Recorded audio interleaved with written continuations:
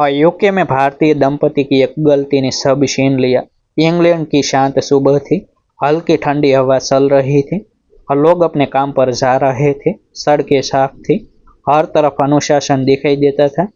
और इसी शहर में भारत के गुजरात चाहिए निखिल और उनकी पत्नी प्रिया पिछले 8 वर्षों से रह रहे थे। और दोनों मेहनती थे। और निखिल एक लॉजिस्टिक कंपनी में सुपरवाइजर था। प्रिया एक केयर होम में नौकरी करती थी और उनकी कमाई अच्छी थी। किराए का सुंदर घर था। एक छोटी कार थी। बैंक में बचत भी थी। भारत में रहने वाले माता पिता को हर महीने पैसे भेजते थे। रिश्तेदार उनकी सफलता की मिसाल देते थे। बाहर से देखने पर उनकी जिंदगी बिल्कुल परफेक्ट लगती थी।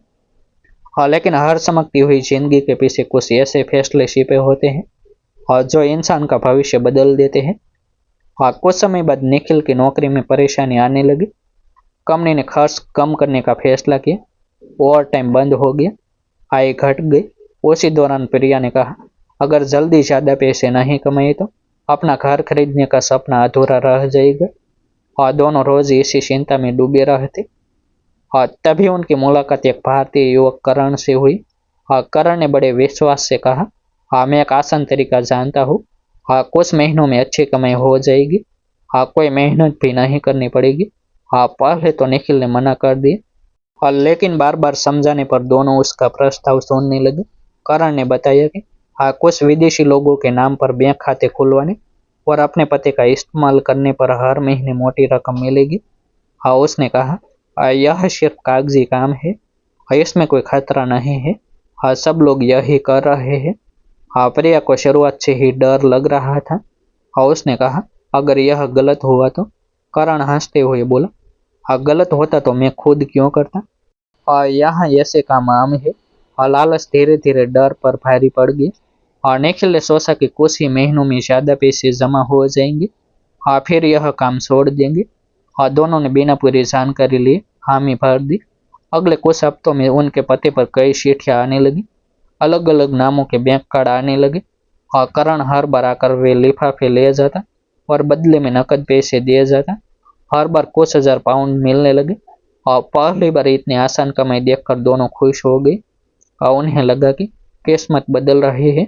उन्होंने नई कार बुक कर दी और महंगा फर्नीचर खरीद लिया। भारत में भी रिश्तेदारों को उपहार भेजे।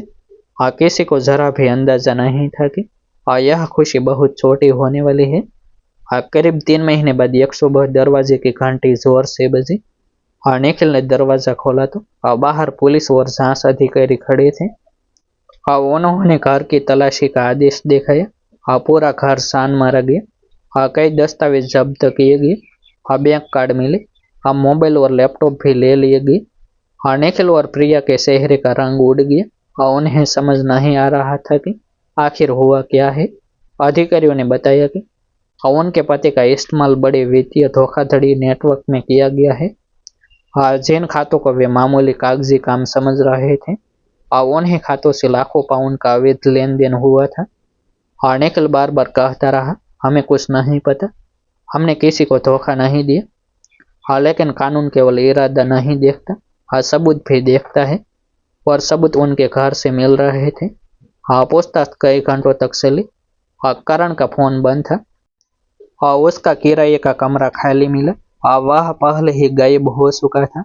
अब पूरा शक निखिल और प्रिया पर आ गया। उनके बैंक खाते अस्थायी रूप से रोक दिए गए।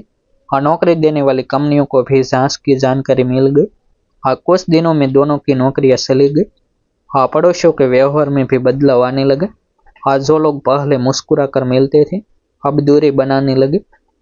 भारत में रहने वाले माता पिता तक यह खबर पहुंच गई। उन्होंने फोन पर रोते हुए सिर्फ इतना पूछा, बेटा, आखिर तुमने ऐसा क्या कर दिया। निखिल के पास कोई जवाब नहीं था। उसने सिर्फ एक गलती की थी।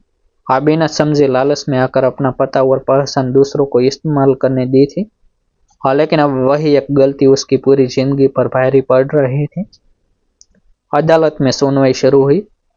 निखिल और प्रिया हर तारीख पर उम्मीद लेकर पहुंचते थे कि सच सामने आएगा और उन्हें राहत मिल जाएगी। उनके वकील ने अदालत को बताया कि दोनों का किसी आपराधिक गिरोह से सीधा संबंध नहीं था। उन्होंने केवल लालच और लापरवाही में अपना पता और पर्सन इस्तेमाल करने दी थी। लेकिन झांसी एजेंसियों ने बैंक रिकॉर्ड, दस्तावेज और इलेक्ट्रॉनिक सबूत पेश किए। अदालत ने माना कि चाहे उन्होंने खुद पैसा नहीं सुराए, फिर भी उनकी लापरवाही ने बड़े वित्तीय अपराध को संभव बनाया। इसी वजह से उन पर भारी जुर्माना लगाया गया। कुछ समय के लिए उनकी कई आर्थिक सुविधाओं पर भी रोक लग गई। उनके वर्षों की बचत कानूनी खर्च और जुर्माने में खत्म हो गई। जिस घर को खरीदने का सपना दोनों देख रहे थे, वह सपना भी टूट गया। कुछ महीनों बाद करण दूसरे देश से पकड़ा गया। पूछताछ में उसने स्वीकार किया कि उसने कई भारतीय परिवारों को आसान कमाई का लालच देकर अपने जाल में फंसाया था। उसने यह भी माना कि निखिल और प्रिया को पूरे नेटवर्क की जानकारी नहीं थी। इससे उनकी सजा कुछ कम हुई, लेकिन तब तक बहुत देर हो चुकी थी। नौकरी जा चुकी थी, सम्मान खो चुका था। मानसिक तनाव इतना बढ़ गया कि दोनों कई रातों तक सो भी नहीं पाई। हर दिन उन्हें अपनी वही गलती याद आती, जिसने उनकी पूरी जिंदगी बदल दी। समय धीरे धीरे आगे बढ़ा। निखिल ने छोटे मोटे काम शुरू किए। प्रिया ने भी फिर से मेहनत करना शुरू किया। दोनों ने तय किया कि अब कभी भी बिना पूरी जानकारी के किसी लालच में नहीं आएंगे। उन्होंने भारतीय समुदाय की बैठकों में जाकर अपनी कहानी सुनानी शुरू की। वे लोगों को समझाने लगे कि विदेश में कानून बहुत सख्त होता है। किसी भी दस्तावेज, बैंक खाते, पते या पहचान का गलत इस्तेमाल बहुत बड़ी मुसीबत बन सकता है।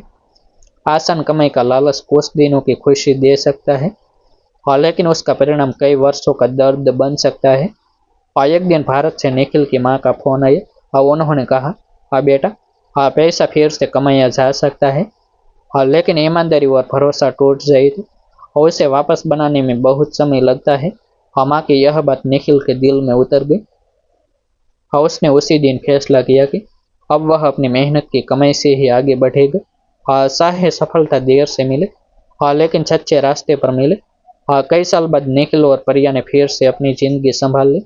उनके पास पहले जैसी दौलत नहीं थी, लेकिन मन का सुकून लौट आया था। और जब भी कोई उनसे विदेश में जल्दी अमीर बनने का आसान तरीका पूछता, वे मुस्कुरा कर केवल एक बात कहते, जिस कमाई में सच छिपाना पड़े, वह कमाई कभी बरकत नहीं देती।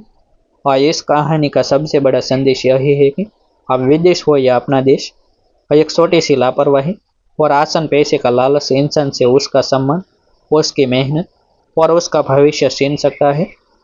इसीलिए हर फैसला सोच समझ कर लीजिए, क्योंकि कई बार सिर्फ एक गलती पूरी जिंदगी बदल देती है। डिस्क्लेमर, यह कहानी सत्य घटनाओं से प्रेरित एक काल्पनिक रचना है। इसका उद्देश्य केवल जागरूकता और मनोरंजन है, किसी व्यक्ति, परिवार या समुदाय की भावनाओं को ठेस पहुंचाना नहीं। आभार। फिर मिलते हैं एक नई स्टोरी के साथ। आपके ध्यान में ऐसी कोई घटना हो तो कमेंट करके जरूर जनाइए।